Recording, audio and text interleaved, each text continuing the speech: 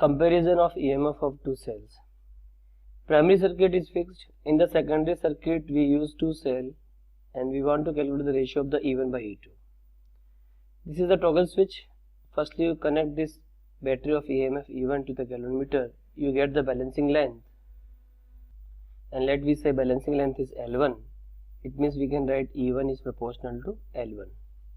And if we know the value of the K, E1 equal to KL1, E1 can be determined. Now, you connect this battery of EMF E2 to galvanometer and open this switch. Now you get the balancing length, and suppose balancing length is L2, then you will say E2 is proportional to L2. And ratio of the E1 by E2 is equal to L1 by L2. That can be calculated. Okay. Now I am showing with presentation also. Exactly same thing. So there are two balancing length. One length is L1 when only E1 is there. Another length is L2 when only E2 is there, and ratio of the E1 by E2 we can calculate. Now, last line. The working of the potentiometer is based on null deflection method. That's why we say the potentiometer is better than voltmeter. So why potentiometer is better than voltmeter? All of you know voltmeter will withdraw some amount of the current from the circuit, but potentiometer works on the null deflection or zero deflection, so it does not withdraw any current from the circuit at that situation. So potentiometer is better than voltmeter to measure the potential or EMF. Now, comparison of EMF of two cells. I am showing you one animation. All of you go through it. Here we have, this is the primary circuit having the driver cell, key, rheostat and ammeter. This is the secondary cell circuit in which there are two cells, and this is the toggle switch. One time we will connect this cell into circuit, and second time we will connect this cell into circuit, and we will get the balancing length. Okay, like this. This is the potentiometer wire of any length L. This is the driver cell. This is rheostat. This is ammeter. Now you use the first cell. You use the toggle switch. Firstly we make the cell 1 in contact. We get the balancing length. Let the balancing length is L1. We can say E1 is proportional to L1. Now we toggle the switch toward the second cell. We get the balancing length. Let balancing length is L2. We will write E2 is proportional to L2. In this way we will calculate E1 by E2. Now we will discuss how we will calculate the internal resistance of the cell with the help of potentiometer.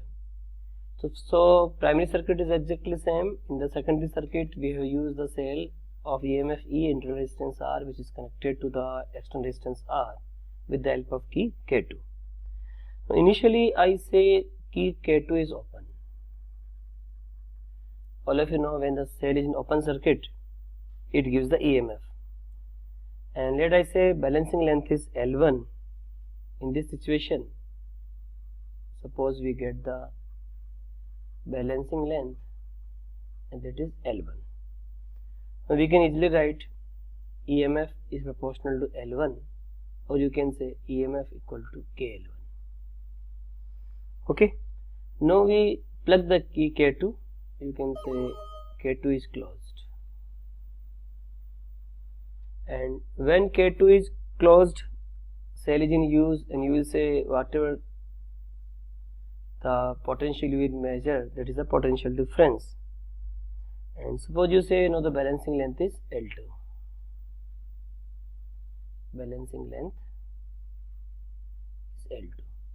It means we can say V is proportional to L2 or V equal to KL2. It is clear to all of you? Now, in this branch, current I is flowing. Of course, there is no current in the galvanometer. That's why we are getting null deflection at the length L2.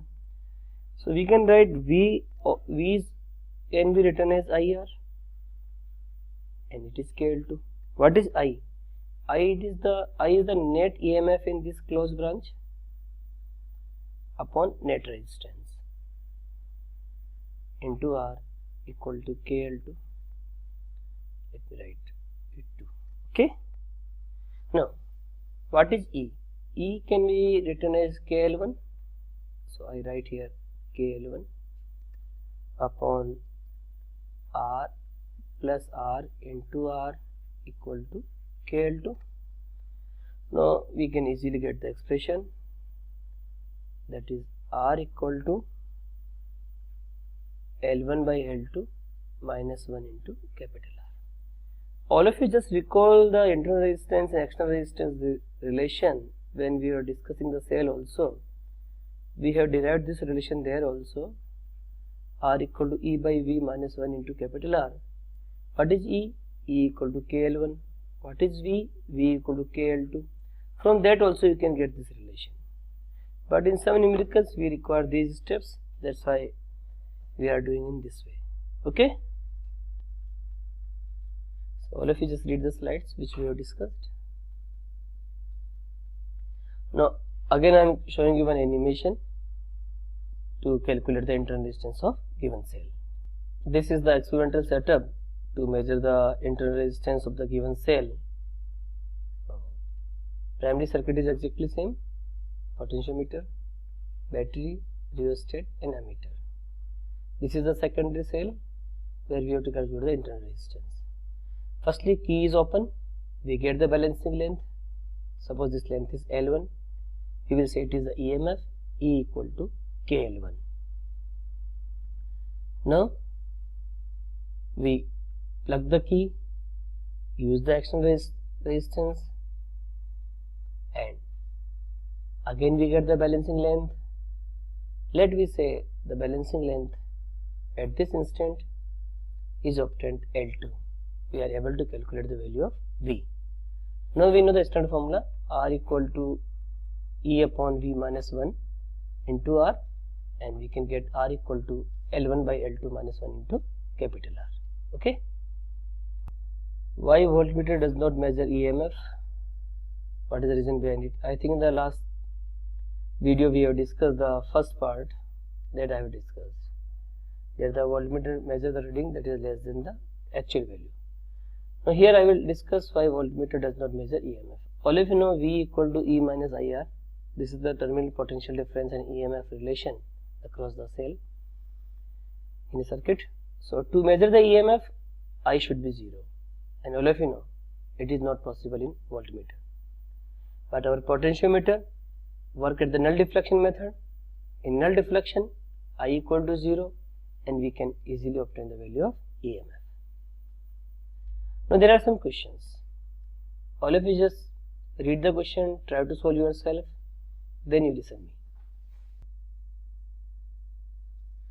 Here it is given that this is the potentiometer circuit, and X and Y represent the two terminals of the unknown EMF. We don't know. Here there are two terminals of unknown EMF source. Unknown EMF is E. Okay. A student observed that when the jockey is moved from end A to the end B, the deflection in the galvanometer remains in the same direction, means he is not getting the null deflection. Because null deflection can be obtained when at A you put the jockey, and when you change the jockey from A to B, deflection changes. Now what are the two possible faults in the circuit that could result in this observation? As we have discussed, very first we have to say positive terminal of both the cells should be connected at a point. There may be possibility that positive terminals are not connected at the same point. Second, we will say EMF of the driver cell should be greater than the EMF of the unknown battery. There may be possibility EMF of the driver cell is less than EMF of the unknown battery. So these are the two possible faults. All of you read it. Okay. These faults are clear to all of you?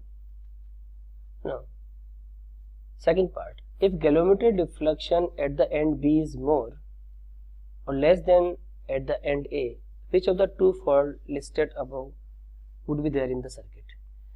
I think we have discussed the two faults. First fault we have discussed that the positive terminal of the two cells are not connected to the point A. Maybe possibility we have discussed This is the reason. This is the first fault which we have discussed in the last slide. And second, we have discussed that EMF of the driver cell is less than, suppose I say here the voltage is 10 volt and here of connectivity may be same, polarity is like this, but EMF is, suppose I say 15 volt, then again we cannot obtain. So these two faults I have discussed. Now, if galvanometric deflection at the end B is more, it is increasing as you are moving towards B, then what may be the reason? Listen, in this case, when the deflection at the end B is more than end A, we can say the two EMF support each other and resultant EMF become maximum at end B. So we can say this is the case 1. Okay, because all of you can say they are connected in the not in same polarity. When they are not connected in same polarity, the two EMF support each other and the resultant EMF become maximum at end B. Now second case, when they are connected in same polarity but driver cell is maximum EMF, the two EMF oppose each other. When they oppose each other, the resultant deflection at the end B, where the main EMF is maximum, would be less than that at end A. So if the galvanometric deflection at end B is more, we can say fault 1, and less, that is fault 2. One more question is there. All of you read it and try to solve it. In this situation, the balance point is at X. Now you have to tell me where the balance point will shift when we are increasing the resistance R. Listen, when we increase this resistance R in the circuit, then you will say current from the driver cell will decrease, and when current will decrease, potential gradient will decrease. Is it clear to all of you? And when potential gradient will decrease, balance point will shift towards the right side because you require more length. See the solution. Second part, when resistance S is increased, listen, at balance point it doesn't matter you increase S or not. So you will say increasing resistance S shall have no effect on balance point because there will be no flow of current in this branch when the potentiometer is balanced. All of you read the solution. Cell P, this one is a cell P, is replaced by another cell whose EMF is lower than of cell Q. All of you know we cannot obtain the balance point because when the driver is of less EMF compared to the secondary cell, null point cannot be obtained. All of you read it. Okay, one more question is there. All of you please try to solve it. I think we have discussed this question just now. X increases the value of resistance R. All of you know when R is increased, I told you current will decrease, potential gradient will decrease. In this way more length will be required. So the null point will shift towards the right side. Now all of you solve the second part. We see firstly the terminal potential difference across the cell, that is V equal to E minus IR. E is the EMF I have taken along this. Now V equal to E minus I can be written as E upon internal resistance R plus S into small r.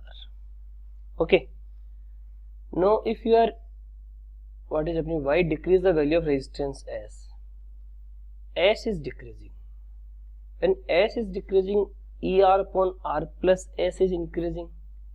So ultimately V is decreasing. All of you check it. Okay. When V is decreasing, it means we require the smaller length. So we say we require a smaller length. It means the null point will shift towards the A region.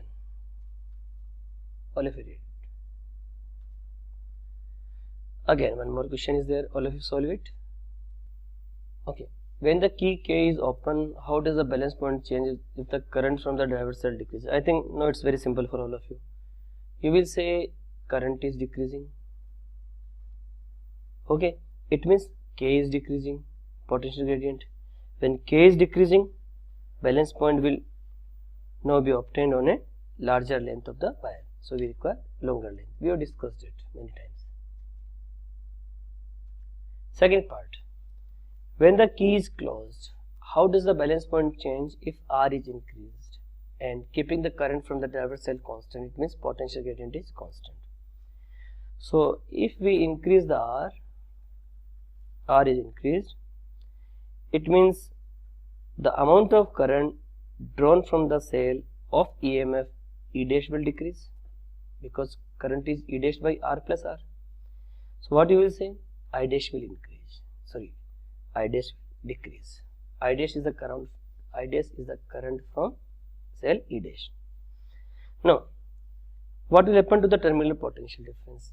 V equal to E minus, let me write I dash R. So if I dash decrease, V should increase. It means now the balance point will be obtained on the larger length. Is it okay? So balance point will shift towards the B point. Read it. Okay, one more question is there. You have to plot the graph. I think first one is very simple because EMF does not depend on the resistance. So this graph is very simple. Now we will discuss for the second one. We know the terminal potential difference can be written as E minus IR, or you can say it is written as E. I can be written as E upon R plus R into R, that we know very well. We can further write it E 1 minus R upon R plus R. Further we can solve it E R upon R plus R. Now think, when R equal to 0, what is V? V equal to 0. And when R is very very high compared to small r, V approaches to EMF. Is it clear to all of you? So now we will plot the graph like this. Okay. Now Wheatstone bridge, I think I have discussed in the last class, but still I will discuss again.